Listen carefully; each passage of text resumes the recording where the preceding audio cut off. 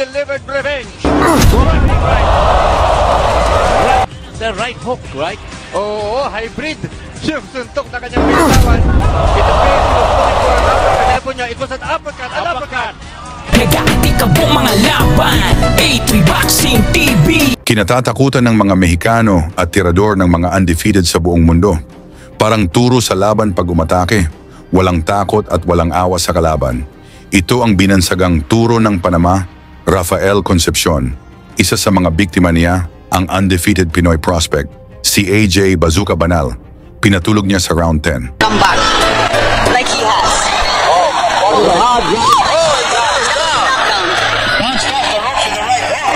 Knockdown.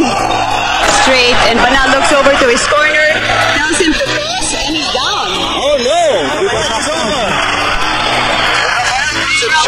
Pero hindi pa doon natapos ang angas ni Concepcion sa mga Pinoy.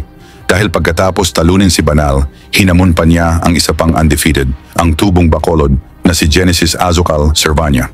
Matindi naman talaga ang kalibre nitong si Turo. Bukod sa pinabagsak niya si Banal, isa rin siyang WBA Super Flyweight Champion at minsan nang nagpahirap ng 12 rounds sa 4-division World Champion na si Nonito Donaire Jr. Kaya ganun na lamang ang yabang nito sa sarili. Sa press con pa lang, nagdala pa ng unan. Sabi pa niya, dito niya patutulugin ang Pinoy na si Cervania. Halika mga boxing fans, panoorin natin kung paano tinuldukan ng batang Pinoy ang kayabangan niya. Sa loob ng ring, bago ang laban pa-like at subscribe at isama mo na ang bell icon. Malaking tulong yan sa aming mga content creator. Round 1. Mainit agad ang bakbakan. Palitan ng matitinding suntok mula sa dalawang mandirigma. Ang Pinoy, nakaputi, at ang Panamanian, nakaitim.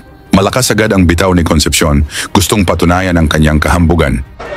Bazooka Banal. And he's got to watch that. Cervania. Yun ang problema. Trying to get back. We're going to be in great condition for this fight. Cervania has to charge for that overhand righting mo. Ibig sabihin Cervania without Sa kalagitnaan ng round, simula nang tumama ang mga kombinasyon ni Cervania.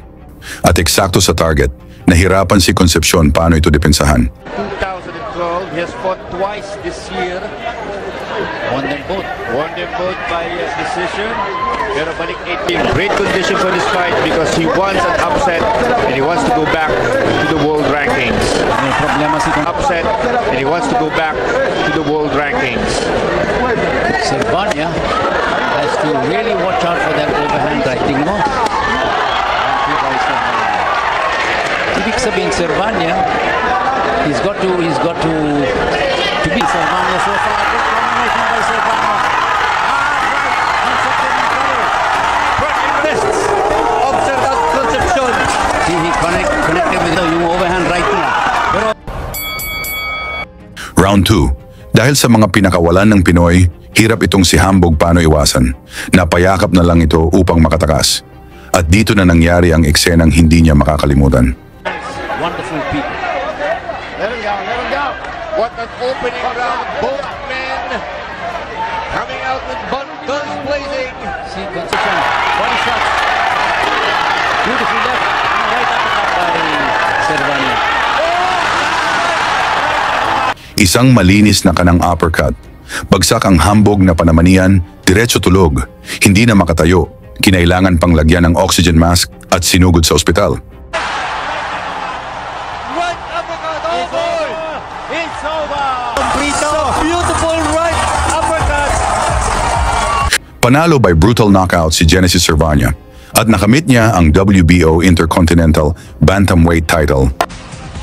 Right, the right hook, right? Oo, hybrid. Yung suntok na kanyang binatawan. It appears he was looking for an uppercut. Tignan po niya, it was an uppercut. An uppercut. Yes, cracking uppercut. Perfect yung timing niya. Out goal si Concepcion.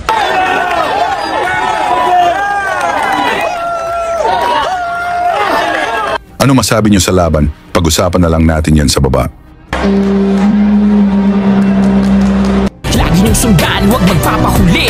Pag-usapan ni bakbakan, balita niya at laban. Mga Pinoy na di nagpapagapi. Salamat sa mga suporta na lagi nandyan.